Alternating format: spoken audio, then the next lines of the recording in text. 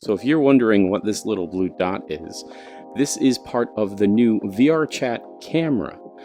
They completely changed everything with it. There's a lot of new features. Some things are different, mixed around and everything like that. I will go through those changes and all the functionality of the new camera. And I'll show you also the pros and cons of this camera compared to VRCLens, which was a avatar add-on that actually had some of the features that the new camera that's provided by VRChat. So with this new VRChat camera, it looks kind of like a tablet now. The old camera was kind of like an iPhone, and there wasn't any wording or labeling, was just a bunch of symbols. So this kind of makes it a little straightforward exactly what these buttons do, and I'll go through each of the functionalities. So the first button is anchor. If you click on anchor, it gives you three options. Now right now the way I'm recording this is with the world button. So if you click the world button, it actually detaches the lens from this, and you can set that anywhere you want. So you see right here this little blue dot, that is technically where the lens is in the world.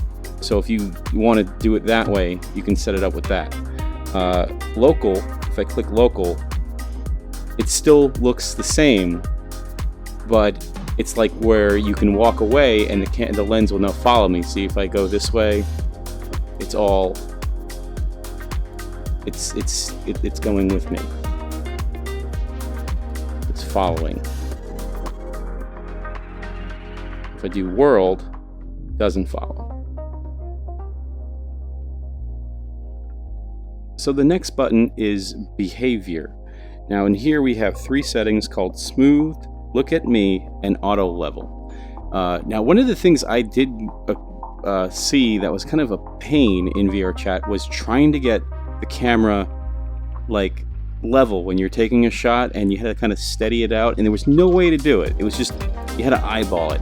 But thankfully there's now a feature, if you hit auto level, boom, it levels everything, and you don't have to worry about the camera being crooked if you're doing a picture or a shot or anything like that. That's a really nice feature.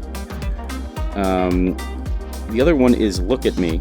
Now look at me is basically all three camera settings. If it's global, anchored, or local, and you have it in selfie, the camera will always keep you right in center of the screen. So if I walk around, the camera is going to constantly follow me, which is nice. Now if you notice, as I'm walking, the camera is just super fast, and it's just always keeping me in the center. If you turn on smooth, now if I walk around, the camera has a slower pan rate, which was pretty nice if you want to do like a cinematic type of thing with some videos. So those are the three settings for the behavior button. Now the focus button is a big one. This was like one of the reasons I loved VRCLens, which is the third-party application or add-on to your avatar that I'll talk about later. But this is the big one. This is the one that will make your pictures and your videos look gorgeous. Okay, so now you're seeing what I'm seeing. I can see the phone or the camera and all the buttons and everything here. So the focus button, if you go into focus, you have off, full auto, semi-auto, and manual. In full auto, if you click that, a little circle appears, and what this does, anything in that circle in the middle of the screen will be in focus while the background is all blurred out, and that's the depth of field. This was the huge thing that the VRC, the old VRC camera couldn't do, and VRCLens could, and that was like a big reason people would buy VRCLens, was to get depth of field. Like, that was my thing, and I absolutely loved about it, and I'm really happy to see it that now the VRC camera can do this. Now everybody can take these gorgeous photos and awesome videos and stuff and have this really nice depth of field. Now with semi-auto, you can go here, and what that does, it still functions the same, where it keeps everything in the center and focus, but you can adjust the aperture. Now when you adjust aperture, that means how blurry you want background to be. If you turn it all the way up, it's a little blurry, and you turn it all the way in, and that lowers your depth of field. Now what that means is the bigger the aperture, the shallower depth of field you're going to have. The lower the aperture, bigger depth of field, bigger aperture, more depth of field. And this is how an actual camera works, a real film camera or a digital camera with a interchangeable lens. This is how real cameras work. So if you lower it all the way down, you only get a little bit of what's in focus, and it's like barely the top of my head. So it's all to your preference on how focused you want to make this picture. Now with manual, it gives you even more. Where do you want the focal range to be? So we can have a really shallow depth of field, but maybe we don't want it, on my face. We can have it in the background, and I'm out of focus. You're actually telling the camera, where do you want to focus? Where's the focal point? And that's the focal distance. So yeah, these are some pretty neat features that you can play around with. Okay, I'm going to be honest with you. There's the pins button.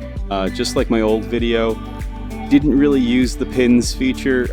Basically, you go in there and you have 3 points, and you can set the camera in 3 positions, and you can click between the 3.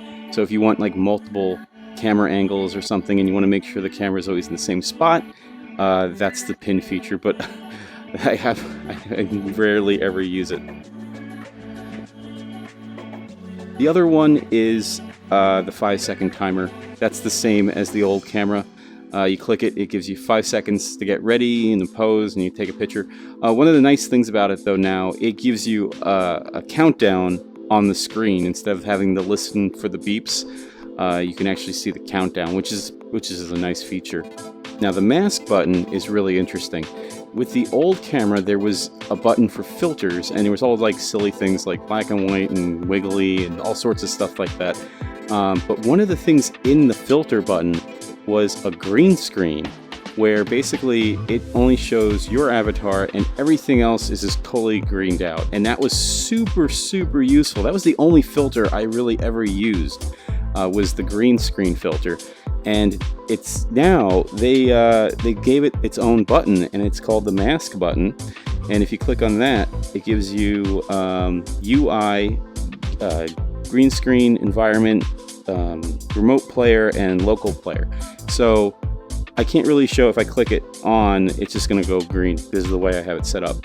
But normally, if you click that on, with these check boxes, you can say, I want to see just myself and no one else on the green screen. Or I can click remote player, where it will show only the other players and you on the green screen. And then also environment. You can click the environment on and off if you want that, if you want to do invert or something like that. So it gives you the option, all 3 layers for using the green screen, and that is really nice. Especially if you're doing videos where you're playing 2 characters. Sometimes I use this if I'm using 2 avatars, and I'll be like talking to myself or something like that. The green screen is really, really useful. Lens visibility is a nice new feature too, because when you have the lens detached from the camera, in the old version it was like this little hockey puck thing, and it was just there and there was nothing you could do about it. And now you can turn it on and off. By default it looks like this. You see that little ring there? That's the camera lens. It's kind of like how the original one was, but also it's a nice feature because now you can pick up the lens and move it around. I don't think you could do that with the old camera, because if you wanted to move a remote lens, you had to attach it back to the camera. And you can also do a solid lens if you really want to see what you're doing there. But for what I'm doing right now, this is useful. I can just turn it off, and it gives you a little reference dot right there. So it's pretty useful. There's filters. I'm not going to go through all the filters, but yeah, there's some new ones in there. Some of them look similar, but yeah, there's some silly little filters, and they're pretty fun, I guess. But yeah, same as the old camera, but now it's listed under filters. The other feature now is the stream mode button, which is pretty nice because if you had your camera out and sometimes you don't want to use the camera to see something, you want to use like your eyes to stream out from what your point of view is, you kind of had to go into the VRChat menu and click the camera off and back and forth. It was kind of cumbersome. It's nice to have a button right on the camera now. So if I click this, now you can see this is my point. My point of view is being streamed, and that's pretty neat because if you're looking at something in the world and you go, oh, like if I want to take the camera, I can just go like this, click stream, and it goes right back to where the camera lens is, and that's a nice new feature. And the last feature is a lock, and that's the same thing where it locks the camera and you can't grab it, you can't do anything with it. And it's nice because especially if you're talking with your hands, I've done it countless times where I accidentally grab the camera and there's nothing you can do, it just goes flying. It's just nice to have that so you can unlock it and move it around and all that stuff. Also on the screen, you can't see it here on the what's getting picked up on the camera, but there is a zoom slider which is super nice, and you can zoom in and out on the camera. One of the disadvantages of this is I'll get to it in a second with the VRC lens. That's a little better, but it's nice to have the zoom now. So those are all the features of the new camera. Well, the features that I know of. I mean, this just came out like 2 days ago. But yeah, it's super useful. You can take some really nice pictures and make some really nice videos with it, and it's a great addition to VRChat. I'm going to talk a little bit about the comparisons between the new VRChat camera and VRCLens, which was the addition. From a user standpoint, this is great. I have always used to get questions and things like that of people asking me, like, how do I get these, like, the nice backgrounds and the nice zoom, and that used to be only possible with VRCLens. But now with the new camera, you can totally do all those cool things, and it's perfect. But if you're looking more for a physical, like an actual camera usage of like some of the features that most mainstream cameras have, the VRC chat camera doesn't really provide that. I'll show you with the VRCLens. Okay, so with VRCLens, it's actually an add-on that you have to put on your avatar in Unity to get this to work. So here is VRCLens, and there's a little bit of a learning curve to get this to install. So it's kind of tricky to try to explain to people how you could do all these effects and things like that. So if you turn it on, you can see it actually gives you a camera, like a little camera, and you could change this to whatever you wanted, really. So some of the features that this camera has that the VRChat camera doesn't have is things like where, of course, it has zoom, but if you see on the lens on the camera, it shows you the actual millimeter of what that lens would be. So there are certain things, especially when you're shooting film, where you want to use a standardized lens, like say I want to use 28mm or a 50 prime lens. You could just dial that right in, and you'd be good. And that, unfortunately, is something that you can't tell with the VRChat lens, because it's just a slider, and there's nothing there. This also has different settings like HDR, auto exposure, filters, and you can turn on the on-screen display, depth of field. You can turn it on and off, basically. But things like HDR is just not available on the VRChat camera. Also, if you go into advanced, another huge feature that I use is drone. Drone is super useful, and I'm kind of surprised that VRChat doesn't have this, or that maybe they will, where you can basically move the camera around and you can see on the view screen, you can zoom around and do all sorts of things, and that's just not a feature that you can do with VRChat. And yeah, and I think that's the big one. If it had a drone feature, this would be really good. It also has like a pivot, where if you don't want to track yourself but you want to track a point in the world and have the camera rotate around that, you can do that instead of yourself. There's a lot of different things. Same thing, you can do the apertures and all this other stuff. And yeah, that's the one biggie that's with the VRCLens and the VRChat camera. So I think, I'm going to still go back and forth between most of them. I think if I'm doing any videos where I need just a static shot with, depth of field or something like that, I can use this. But if I want any drone shots or any type of HDR, I'm going to have to go with the VRCLens. So those are the differences between the new VRChat camera and the VRCLens. But I think for the most part, you'll be totally happy with the new VRChat camera.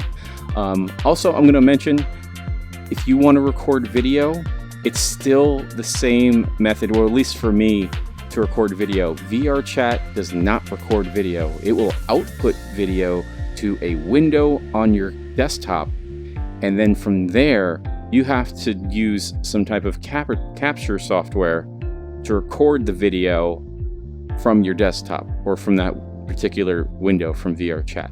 And that is exactly the same as how I listed in my original VRChat camera tutorial video. I'm still using OBS Studio. I am recording now at 1080p at 60 frames a second, which is basically the native output that I have set up for VRChat. And yeah, that all works the same. But yeah, that's pretty much it for the new camera, and hope you have fun.